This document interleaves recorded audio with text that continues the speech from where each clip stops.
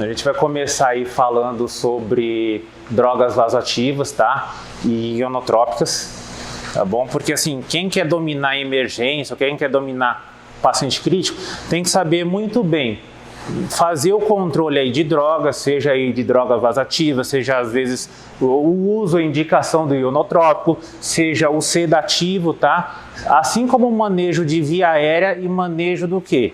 Principalmente as pessoas acham que é só procedimento, né? Então a gente tem que saber também, passar um acesso central, tá? Então assim, pelo menos o básico, tá?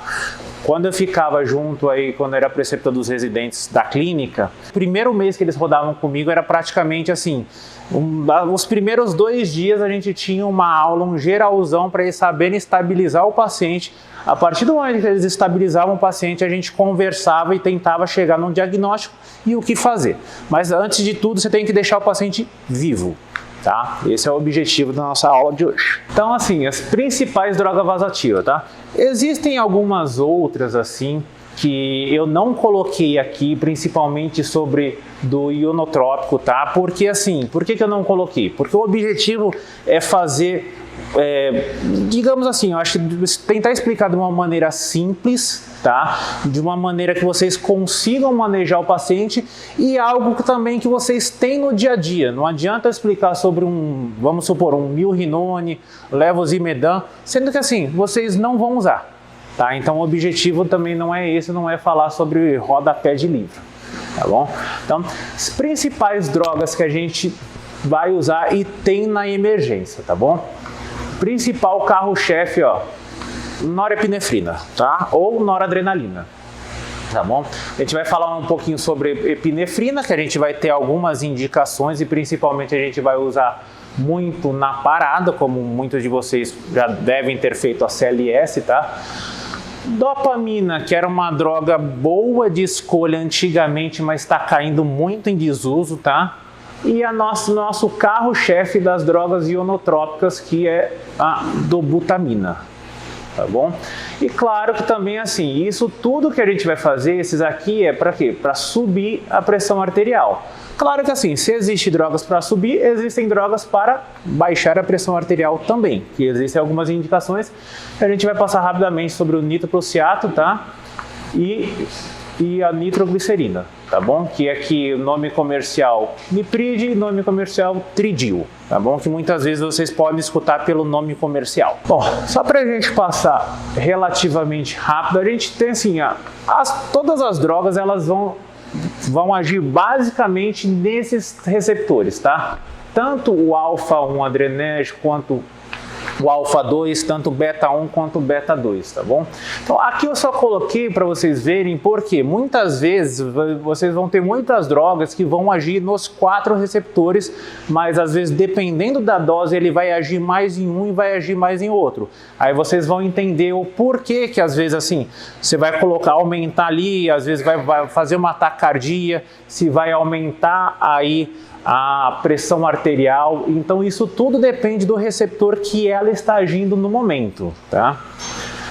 Então, ó, alfa-1, o que ele vai fazer? Principalmente ele vai fazer aqui, ó, promove vasoconstrição, tá bom? Que é o objetivo de quando a gente tenta ligar principalmente uma droga vasoativa, a gente quer que a pressão do paciente suba, tá? Então, o principal mecanismo é a vasoconstrição, tá bom? E também acontece alguns têm o aumento de inotropismo cardíaco, tá bom? Alfa-2 também, vasoconstrição e aumento da pressão, tá bom? Então, o alfa-2 ele é mais potente do que o receptor alfa-1, tá? Aí também temos receptores beta-adrenérgicos, tanto beta-1 quanto beta-2, tá bom? Então, aqui, ó, beta-1, o que a gente vai fazer? A gente vai promover o aumento de ionotropismo e cronotropismo, tá? Normalmente é onde que vai usar os ionotrópicos, tá bom? E a gente tem uma função. Quando eu for falar para vocês um pouquinho sobre dobutamina, tá? Dependendo do que a gente acontece isso aqui, ó, uma vasodilatação. Às vezes o paciente está chocado, às vezes o paciente está com uma pressão de 8/5.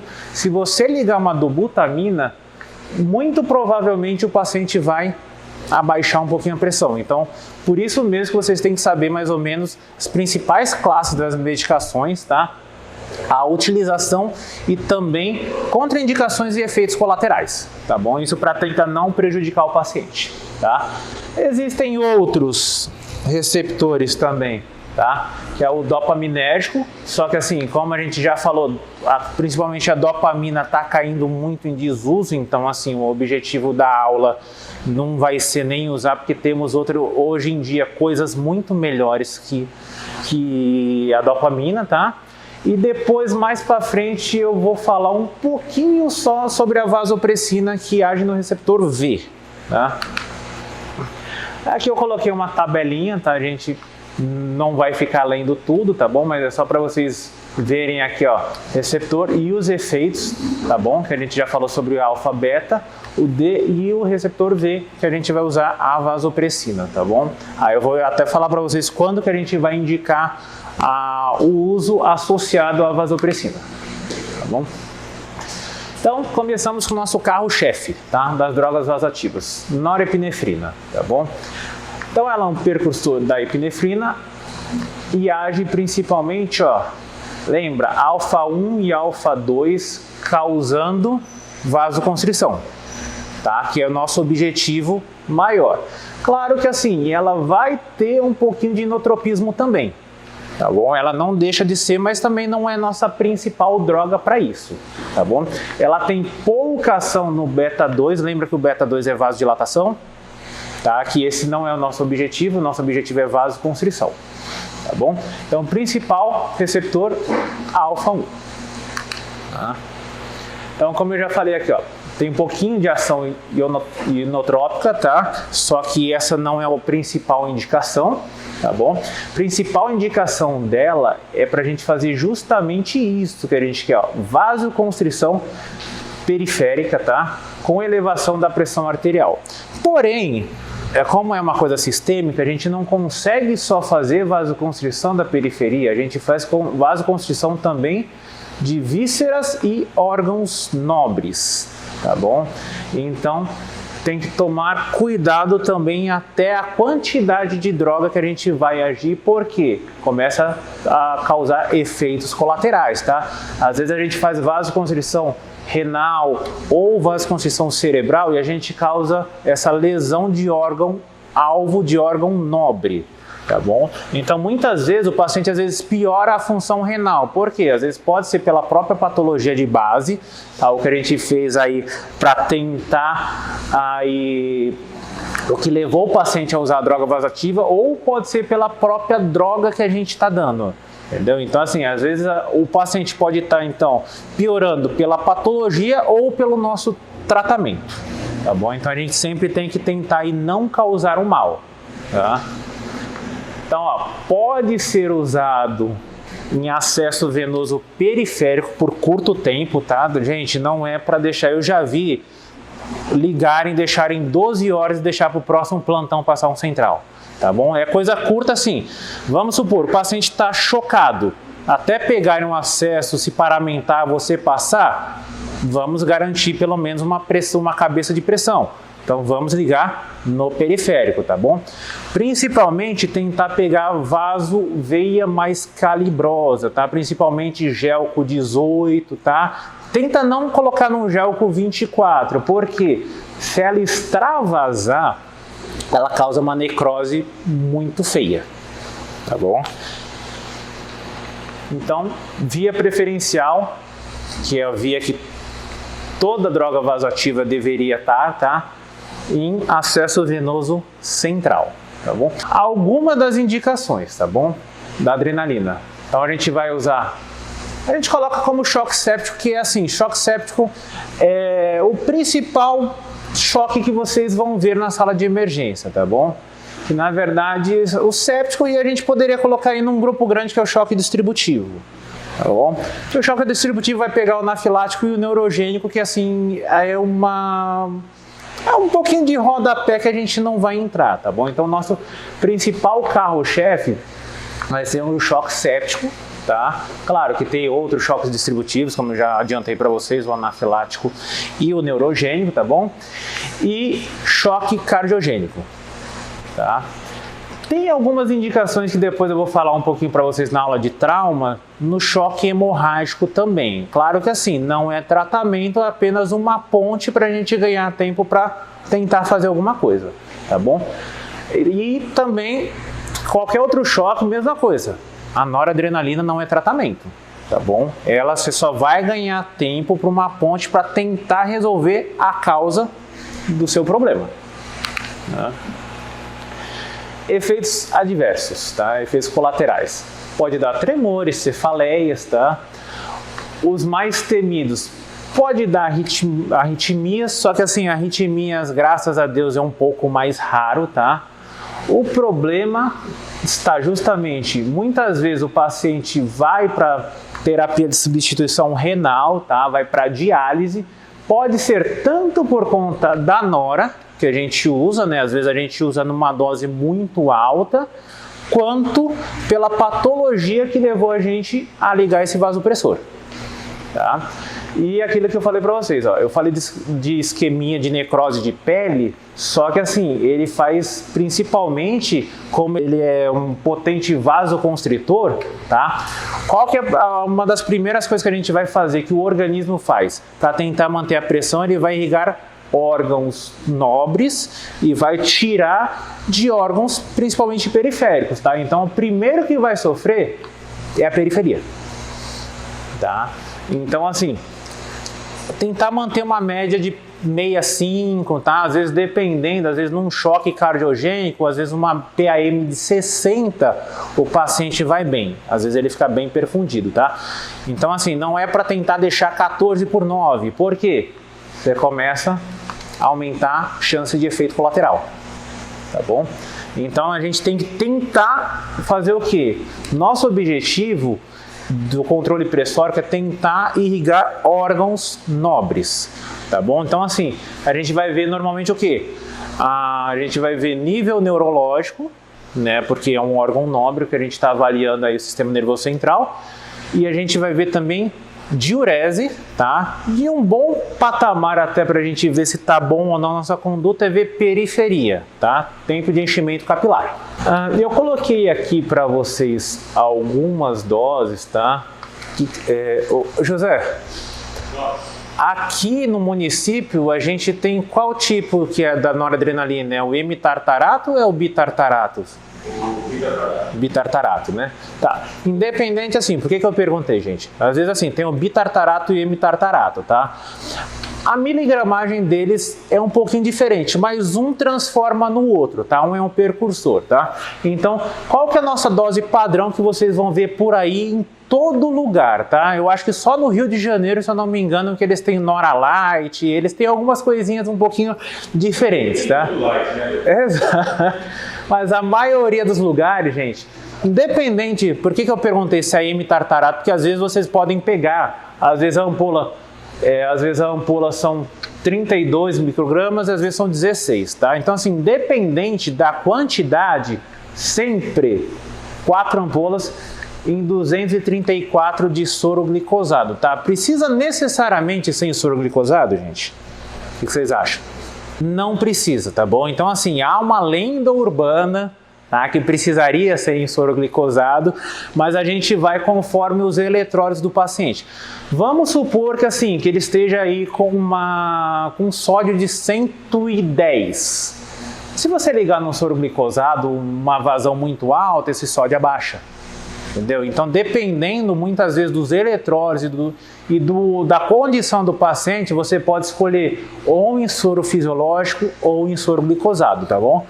Eu estou falando isso porque muitas vezes você vai colocar em soro fisiológico e alguém vai perguntar, fala, não, doutor, só pode em soro glicosado, tá bom? Porque isso aí foi uma lenda urbana que foi passado de boca em boca, de geração em geração. Vamos falar um pouquinho sobre a epinefrina, tá bom?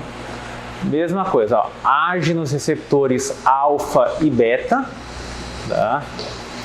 Possui ação não seletiva, tá bom? Então assim, vai depender aí da dose, tá? Doses baixas, você pode ver que assim, ele também age Lembra que eu falei que o beta-2 faz vasodilatação? Se você ligar uma adrenalina numa dose muito baixa, às vezes o efeito que você está querendo, que é a vasoconstrição, acontece o contrário, tá? Então por isso vocês têm que saber exatamente sobre as principais drogas que vocês usam, vocês têm que saber as indicações e os efeitos colaterais também, tá bom? Então assim, ele provoca aí essa broncodilatação, tá? Nos receptores beta-2, lembra que aqui, ó, age também no beta-2, tá bom? E também ele é usado aqui, ó, como inibição de secreção de mediadores inflamatórios pelos mastócitos. Lembrar que a nossa principal droga de escolha aí para um choque anafilático ou para uma anafilaxia grave é a adrenalina, né? Alguém sabe a dose e onde que usa? Na verdade é 0,5, tá? Porque uma ampola, o que acontece? Começa a dar muito efeito, pode dar muito efeito colateral, tá bom? Mas normalmente de 0,3 a 0,5 IM, tá? Que a gente vai usar aí para uma anafilaxia grave.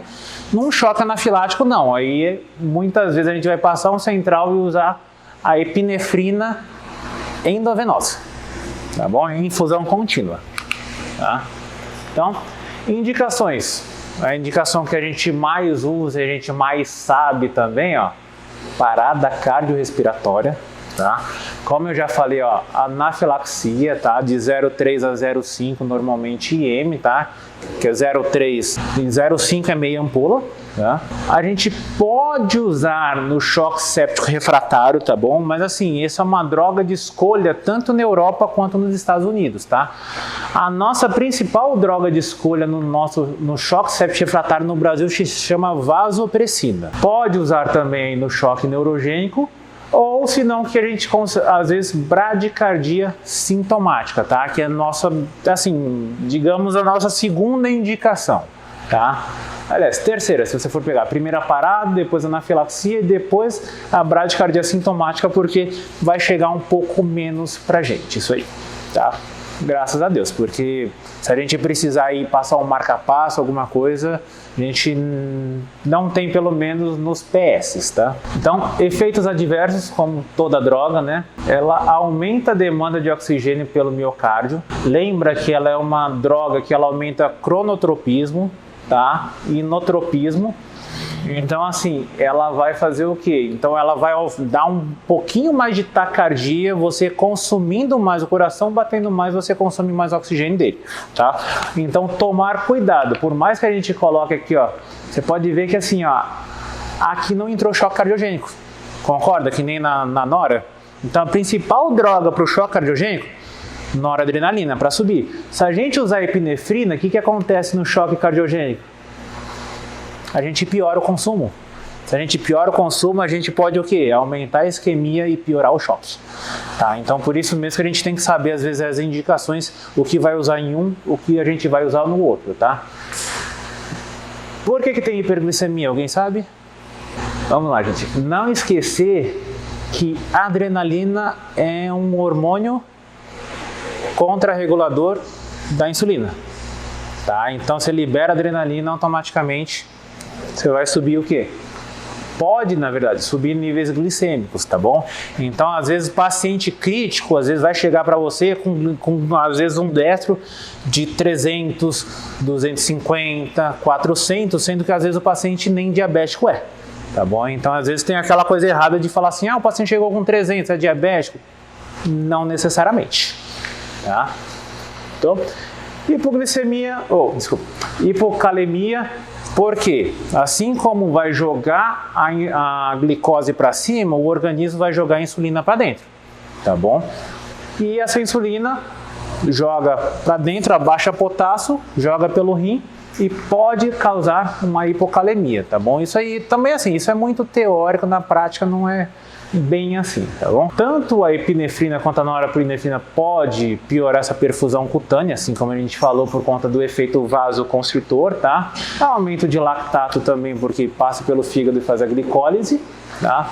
Pode causar tremores e ela faz muito mais taquiarritmias do que a noradrenalina. Lembra que a gente está usando aqui para bradicardia sintomática? Então, é normal que a gente espere o efeito de taquiarritmias, tá? Que a gente quer isso, é aumentar a frequência cardíaca com ela. Eu deixei mais ou menos aqui a dose, tá? Normalmente a gente pode fazer até ela mais concentrada com 10 ampolas em 90 de soro, tá bom? Pra gente usar às vezes como terapia adjuvante, tá? Às vezes a gente pode usar num choque cardiogênico refratário, que vocês não vão usar, a gente usa muito no pós-operatório de cardíaca na UTI, tá bom? Que às vezes a gente pode usar a dobuta na dose máxima, chega na dose máxima a gente pode associar uma dose baixa de adrenalina, tá? Vamos lá, a gente vai passar rapidinho sobre a dopamina, mas a dopamina assim, ela caiu muito por terra ultimamente porque temos coisas muito melhores, tá bom? Então assim, ela vai agir também nos receptores dependendo da dose, então ela é dose dependente, tá? Então, assim, eu não vou ler tudo aqui para vocês, mas eu deixei aqui, depois eu disponibilizo a aula para vocês, tá? Sobre as doses, tá bom? Conforme vai aumentando a dose, ele vai aí aumentando a frequência cardíaca e também dando mais efeitos colaterais, tá bom? Normalmente, a indicação para que a gente usava, que caiu muito em desuso, mesma coisa, a gente vai usar o quê? Bradicardia sintomática. Só que qual que é a diferença da dopa para adrenalina, tá? A dopamina a gente consegue deixar em veia periférica calibrosa por mais tempo, tá bom? Mas não é para fazer isso, né, José? A gente passa o central e usa adrenalina, tá bom? Então a gente sempre fala, por que caiu em desuso? Porque essa aqui era a droga de preguiçoso, né? Tá bom? Então, para o cara não passar o central, ele mandava ligar a dopa e passava o plantão pro próximo. Tá? Então assim, a gente usava muito dopamina na bradicardia sintomática, tá? Às vezes eles tentavam aí num BAV de segundo ou num BAVT, tentar uma dopamina para quê? Para tentar diminuir o risco de causar um baixo débito no paciente. Isso aqui caiu muito por terra, tá bom? Nosso principal ionotrópico, tá? Dobutamina, tá bom? Que é uma catecolamina sintética, tá bom? Ele vai fazer, ó, inotropismo positivo e cronotropismo, tá bom? Em doses mais elevadas, vai agir, então, nos receptores beta 1, tá bom? Que vai fazer justamente esse efeito que a gente quer. Beta 2, lembra que eu falei que o beta 2 vai fazer uma vasodilatação? E o alfa 1 que vai fazer uma vasoconstrição, mas assim, o poder de vasodilatação é um pouquinho maior do que o poder de vasoconstrição deles. Então a gente deixou bem claro aqui, ó, provoca vasodilatação com possibilidade de redução de pressão arterial, tá? Então é sempre uma ressalva para ver assim, quando que eu vou ligar a dobuta? Então, indicações. Normalmente a gente vai usar principalmente se a gente quiser dar o quê? Aumentar a força de contração do coração, do miocárdio, tá? Então, caso de baixo débito cardíaco, choque cardiogênico, tá? E a gente também tem mais tardiamente aqui, ó, a parte de disfunção miocárdica secundária à sepse. Lembra que a sepse ela causa disfunções orgânicas múltiplas, tá? Uma das últimas disfunções orgânicas é isso aqui, ó. A gente acaba causando aí uma insuficiência cardíaca secundária à sepse. O que a gente vai usar muito? Choque cardiogênico.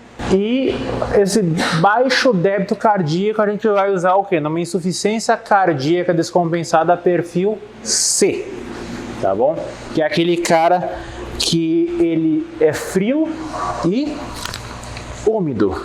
Posologia, a gente acha que não tem nenhum padrão muito específico. Só que se a gente for pensar que o paciente precisa aí de mais potência e menos volume, tá? Principalmente ali na UTI, a gente gosta muito de usar dose concentrada, porque assim, não adianta nada eu querer restringir o volume do meu paciente e ligar uma dobutamina, vamos supor, com uma ampola a 50 ml hora.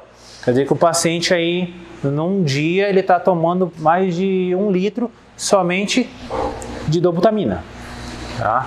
Então, a dose que eu pessoalmente gosto mais de usar é 4 ampolas, tá bom? Só que na emergência, como às vezes não vai ficar muito tempo o paciente, Vocês podem às vezes poupar a ampola, tá? E usar 2.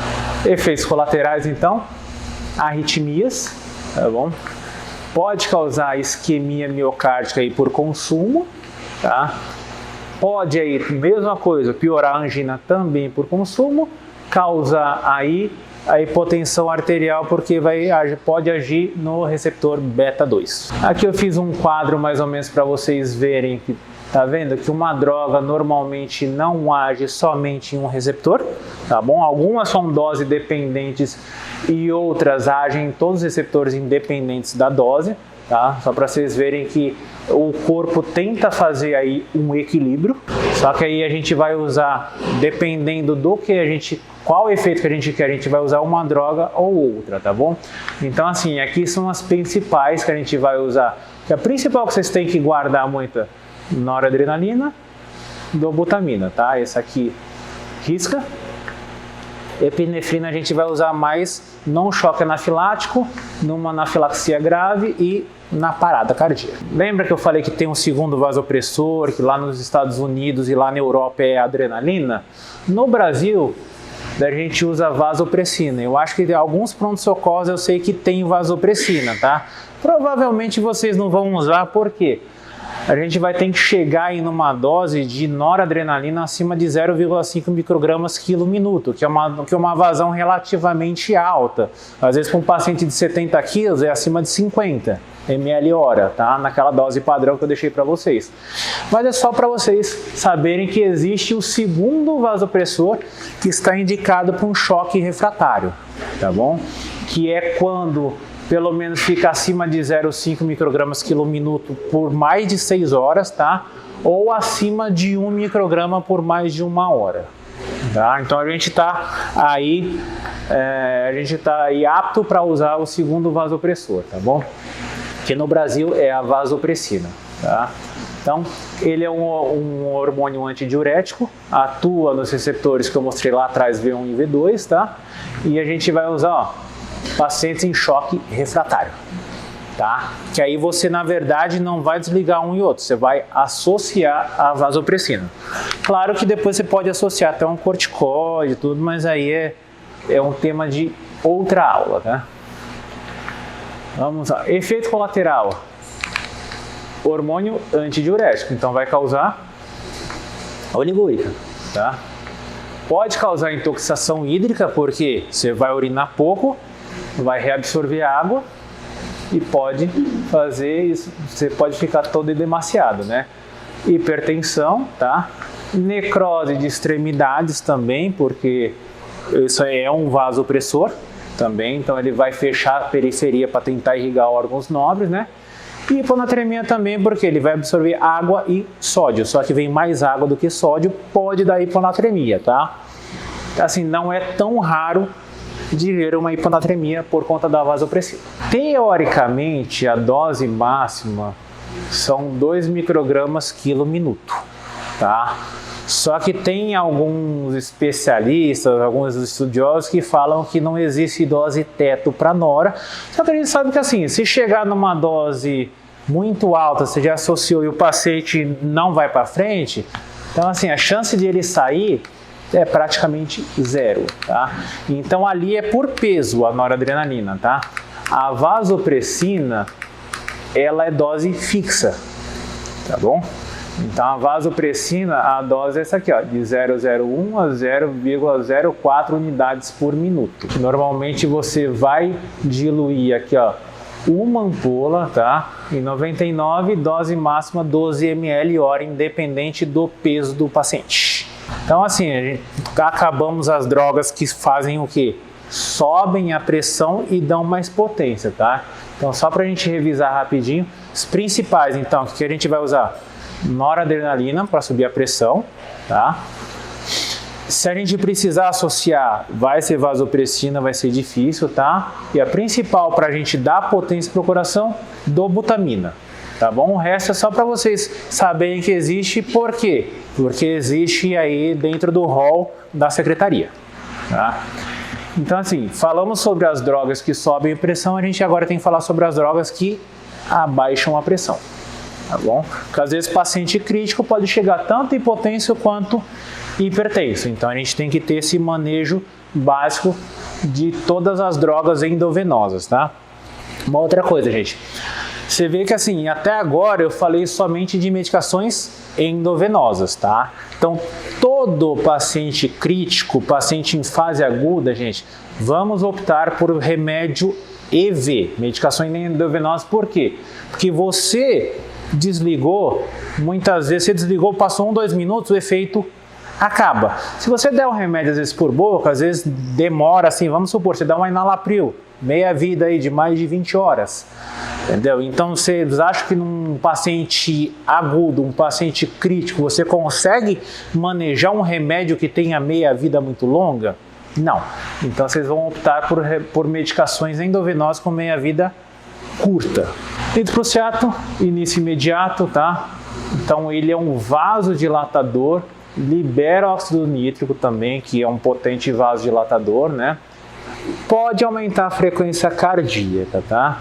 Porque muitas vezes acontece o quê? Você pesa um pouquinho a mão, faz uma vasodilatação muito grande, a pressão cai, o organismo tenta manter com frequência cardíaca aquela pressão, tá? Que são os hormônios, que são a parte contrarregulatória do organismo. Indicação de nitroprusiato, tá? Claro que assim, tem mais, mas as principais, tá? Emergências hipertensivas como um todo, tá? AVC pode ser tanto hemorrágico, que a gente vai tentar manter uma pressão de 14/9, às vezes até 16/9, dependendo do paciente, ou AVC isquêmico, que a gente vai tolerar aí uma hipertensão mais permissiva, porém não vamos tentar passar da sistólica de 210, tá bom? Vamos supor, tá 25/15, vamos ligar um Nipride, tá? E dissecção de aorta também, por quê? Na dissecção de aorta, a gente vai ter que tentar controlar dor, controlar pressão e controlar a frequência cardíaca, tá bom? Então, esse aqui é o mais potente que a gente tem no Brasil, tá? Como aí para parte de emergência hipertensiva. Lá nos Estados Unidos, em outro lugar, a gente usa labetalol. Tá? Aqui no Brasil, infelizmente, a gente não tem. No Brasil, a gente vai ter que usar o nitroprusiato, que o nome comercial é o Nipride. Como tudo, pode ter os efeitos colaterais, tá bom? Então, o que acontece? Pode dar náusea e vômito, pode causar hipotensão, se a gente pesar muito a mão, pode causar aqui a intoxicação por cianeto e acidose lática, tá? Mas assim, provavelmente vocês não vão ver isso na emergência, porque o paciente tem que ficar com doses muito altas por muito tempo, por mais de 2 dias, para você começar a pensar numa intoxicação, e aí o paciente vai evoluir com acidose, enfim, rebaixamento de nível de consciência, às vezes uma encefalopatia, tá? Pode causar aí hipertensão intracraniana por conta aí da hipotensão que você causa no paciente, tá? Hipertensão intracraniana, normalmente a gente tem que manter a pressão maior para irrigar o cérebro, porque a gente sempre fala, uma das premissas da emergência é assim, você tem que estabilizar o paciente com 6, no máximo 12 horas, dar um fluxo para o paciente, tá? Então, muitas vezes você não vai ter aquele diagnóstico fechado, mas tem que saber o que fazer, tem que saber para qual serviço que você vai mandar o paciente. Se vai ser uma vaga de retaguarda de UTI, se vai ser uma enfermaria, se vai ser alta para casa. Tá? Então, na emergência, a gente fala, emergência é um pit stop, tá? Então, não é para deixar aquele paciente, um monte de paciente esperando a conduta talvez do próximo, esperando o exame, não. Você tem que saber se o paciente é grave ou não, se o paciente precisa ou não de emergência, se tem alguma patologia que é uma complicadora que pode resultar aí num óbito ou numa disfunção ou não, tá bom? Então, vocês têm que saber classificar talvez o paciente em grandes síndromes. Tá? Posologia, então vai ser uma ampola em 248, mesma coisa. Normalmente os livros, textos sempre trazem soro glicosado, porém soro fisiológico também serve, tá bom? Então aqui tem a dose máxima, tá, que a gente usa aí até 10 microgramas, tá, mas quanto maior essa dose, mais chance você tem de causar o efeito colateral. Então, às vezes o paciente rebaixa, fica lá mais sonolento, às vezes fica ali com a extremidade, piora a extremidade do paciente, a perfusão tecidual, às vezes piora a função renal e o cara não sabe por quê. Aí fala, será que o paciente está séptico? Não, às vezes, intoxicação pelo nitrocruciato. Tá? Então, assim, quando você vê que a dose está subindo muito, subiu acima de 30, às vezes 40, eu já peguei o paciente com quase 60 ml hora de nipride. Ou você associa, às vezes, o antihipertensivo VO, para tentar poupar, tá? Ou não começa a chegar numa dose tão alta, por quê?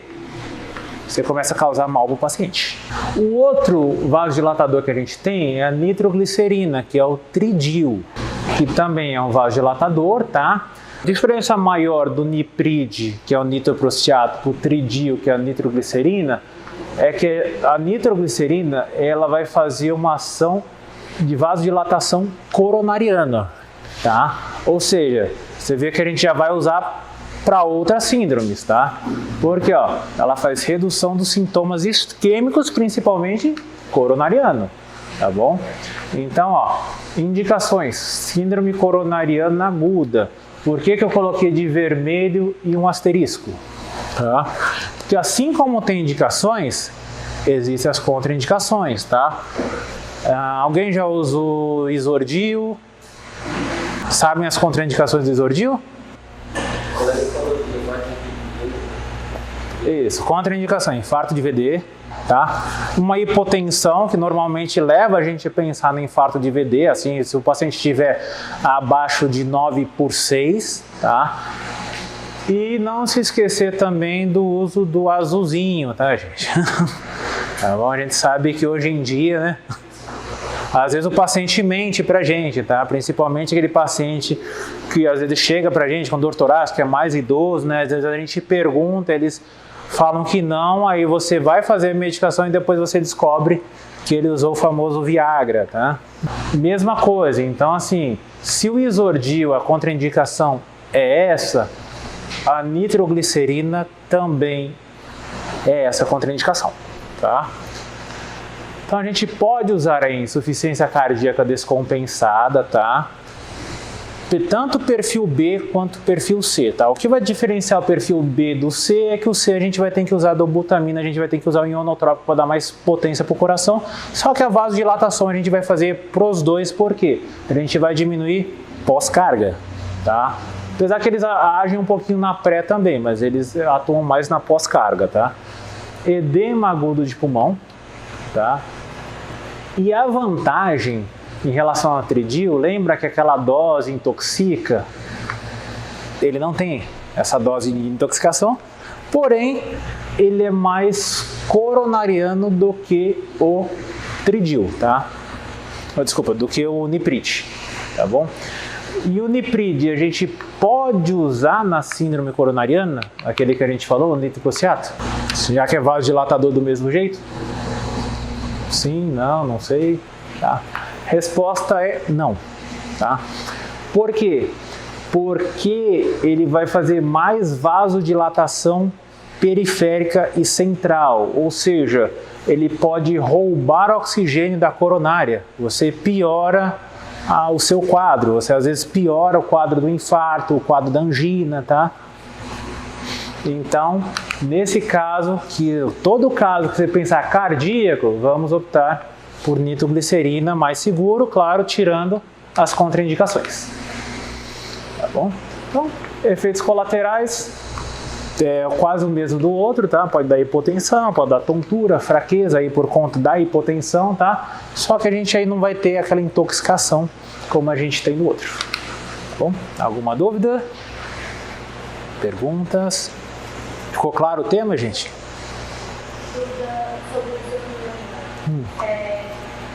O tempo de medida dele, Olha, você pode repetir com 5 minutos se não sair os sintomas, tá? Ele é só o sintomático, tá bom? Não, na hipertensão, o que acontece? Aí são temas diferentes. O Isordio você vai usar mais assim, Claro, você pode ver algumas pessoas usando, mas assim, tem remédio muito melhor para você usar numa crise hipertensiva. Tá? Então assim, você vai optar para ele para usar o quê? Num quadro anginoso ou num quadro que você acha que é uma possível síndrome coronariana aguda. Tá bom?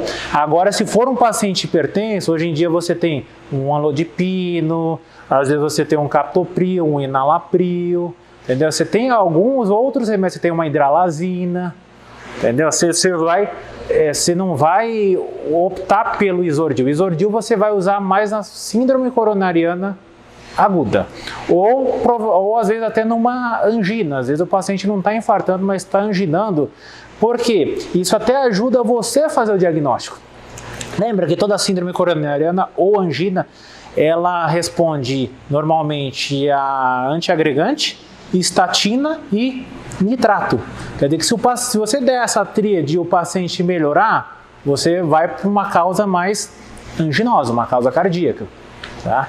Então você pode ver que assim, você não vai em nenhuma, vamos supor, urgência hipertensiva ou crise hipertensiva, você não vai ver nenhum capítulo, vamos usar Isordil. Não, porque tem outras coisas muito melhores e com menos efeitos colaterais.